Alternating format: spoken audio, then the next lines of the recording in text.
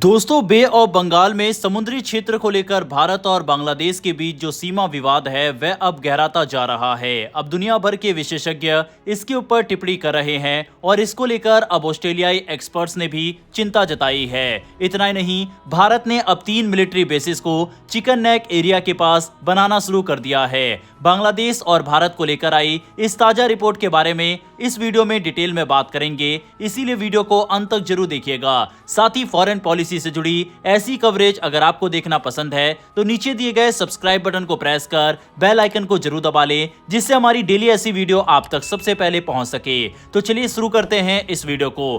भारत और बांग्लादेश ने समुद्री सीमा विवाद को सुलझा तो लिया है, लेकिन बे ऑफ बंगाल में अभी भी कई ग्रे एरिया मौजूद है जो दोनों देशों के लिए चुनौती बने हुए हैं। इन ग्रे एरिया की वजह से सुरक्षा, संसाधन प्रबंधन और समुद्री गतिविधियों में काफी जटिलताएं पैदा होती है। इसी विषय पर हाल ही में ऑस्ट्रेलिया की maritime consultancy firm maritime frontiers के संस्थापक और समुद्री मामलों के विशेषज्ञ जोशुआ अलेक्जेंडर ने एक अहम टिप्पणी की है। जोशुआ अलेक्जेंडर, जिन्होंने 2009 से 2021 तक बांग्लादेश सरकार के साथ समुद्री मुद्दों पर काम किया है, उन्होंने बताया कि भारत और बांग्लादेश ने समुद्री सीमा विवाद को सुलझाने में तेजी जरूर दिखाई। दोनों देश इंटरनेशनल ट्रिब्यूनल गए और उसके फैसले को स्वीकार भी किया, लेकिन उन्होंने ये भी जोड़ा कि बे ऑफ बंगाल की सीमाएं सीधे सरल नहीं है। 2014 में यूएन ट्रिब्यूनल ने 25,602 वर्ग किलोमीटर में से 19,467 वर्ग किलोमीटर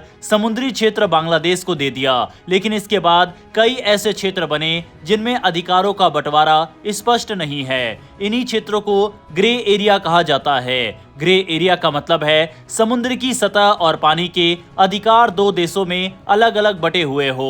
उदाहरण के तौर पर इन क्षेत्रों पर समुद्र की तलहटी पर बांग्लादेश का अधिकार है, लेकिन पानी के स्तंभ यानी वाटर कॉलम पर भारत का अधिकार है। ऐसी स्थिति में किसी भी गतिविधि का प्रबंधन मुश्किल हो जाता है, क्योंकि दो देशों की अनुमति के बिना कोई भी कदम उठाना जोखिम भरा हो सकता है। अलेक्जेंडर का कहना है कि बांग्लादेश चाहे तो समुद्र की तलहटी पर ऑयल प्लेटफॉर्म बनाने की अनुमति दे सकता है, लेकिन उस पर भारत का भी दखल होगा, क्योंकि उस संरचना के ऊपर का पानी भारतीय अधिकार क्षेत्र में आता है। इसीलिए जब तक भारत और बांग्लादेश मिलकर इन ग्रे एरिया को मैनेज करने का एक साझा तंत्र विकसित नहीं करेंगे, तब तक इन क्षेत्रों का उपयोग सुचारू रूप से नहीं हो सकेगा। उनके अनुसार बे ऑफ बंगाल के ये विवादित क्षेत्र संसाधनों से भरपूर है और दोनों देशों को आपसी सहयोग से इनका लाभ उठाना चाहिए। अभी तक भारत और बांग्लादेश इन ग्रे एरिया के प्रबंधन को लेकर किसी ठोस व्यवस्था पर नहीं पहुंच पाए, जिसके चलते संभावनाएं भी रुकी हुई है और चुनौतियां भी बनी हुई है। जोशुआ अलेक्जेंडर की ये टिप्पणी ऐसे समय पर आई जब बांग्लादेश की अंतरिम सरकार देश के बंदरगाहों और समुद्री ढांचे को तेजी से आधुनिक बनाने जा रही है। चिटगांव पोर्ट के न्यू मूरिंग कंटेनर टर्मिनल को यूएई की कंपनी डीपी वर्ल्ड को लीज पर देने के फैसले को उन्होंने बांग्लादेश का संप्रभु अधिकार बताया।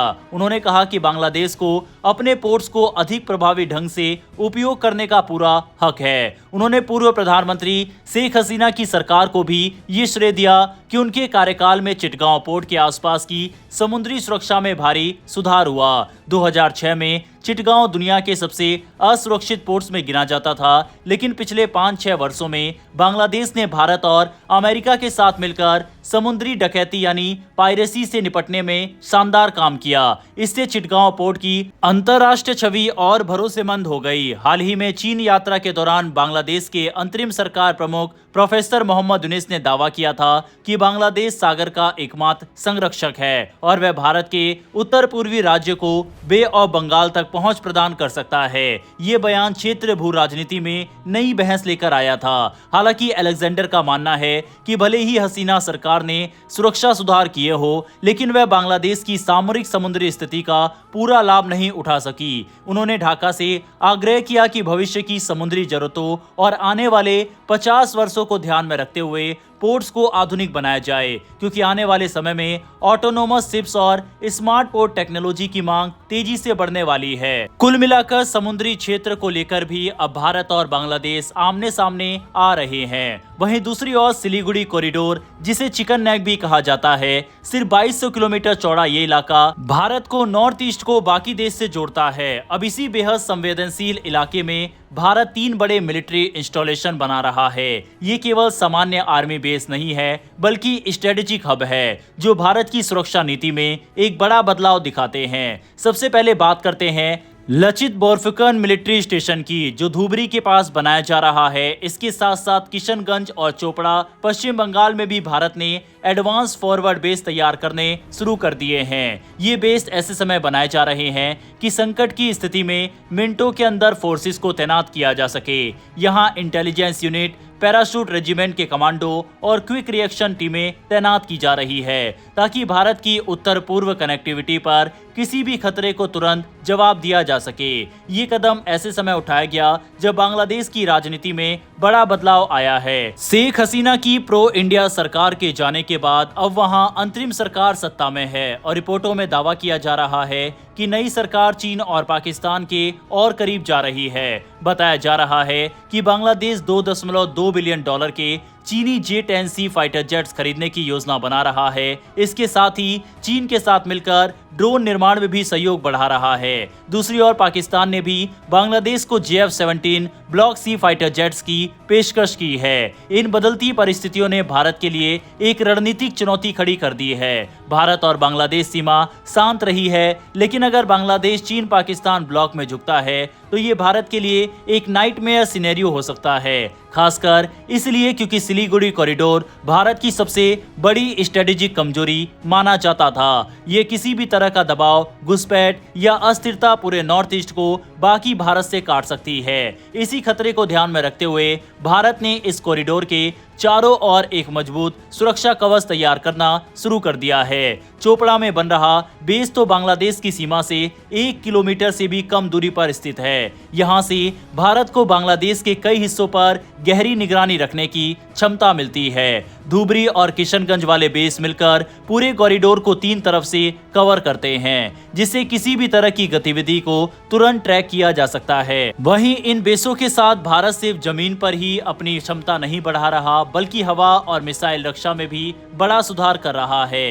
राफाल लड़ाकू विमान, ब्रह्मोस मिसाइलें और multi layer air defence system इस पूरे क्षेत्र में तैनात किए जा रहे हैं। भारत की रणनीति अब रिएक्टिव डिफेंस यानी हमला होने का इंतजार करके जवाब देने वाली नहीं रही। अब ये प्रोएक्टिव डोमिनेंस के मॉडल पर चल रही है, जिससे भारत पहले से ही इतना मजबूत और तैयार रहता है कि कोई भी विरोधी देश गलत कदम उठाने की हिम्मत न करे। भारत का ये संदेश बांग्लादेश के लिए बहुत स्पष्ट है। यदि नई सरकार चीन या पाकिस्तान के साथ मिलकर कोई ऐसा सैन्य फैसला लेती है जो भारत की सुरक्षा या सिलीगुड़ी कॉरिडोर को प्रभावित करता है, तो भारत के पास जवाब देने की क्षमता कहीं अधिक है। शक्ति संतुलन पूरी तरह भारत के पक्ष में है और किसी भी गलती का नतीजा भारी पड़ सकता है। आज सिलीगुड़ी कॉरिडोर पहले की तरह भारत की कमजोरी नहीं है। अब ये एक सुरक्षित, मजबूत और हाईली फोर्टिफाइड स्ट्रेटेजिक एसेट बन चुका है। भारत ने साफ कर दिया है कि चाहे राजनीतिक बदलाव हो या क्षेत्र तनाव बढ़े, वे अपनी क्षेत्र अखंडता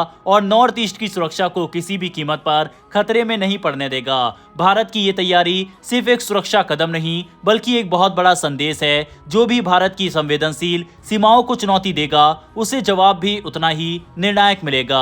बहरहाल दोस्तों, इस वीडियो में इतना ही। वीडियो पसंद आई हो तो वीडियो को लाइक करके हमारी आने वाली डेली ऐसी वीडियो के लिए नीचे दिए गए सब्सक्राइब बटन को प्रेस कर बेल आइकन को जरूर दबा लें। फिर मिलेंगे ऐसी एक नई वीडियो के साथ। धन्यवाद। जय हिंद, जय भारत।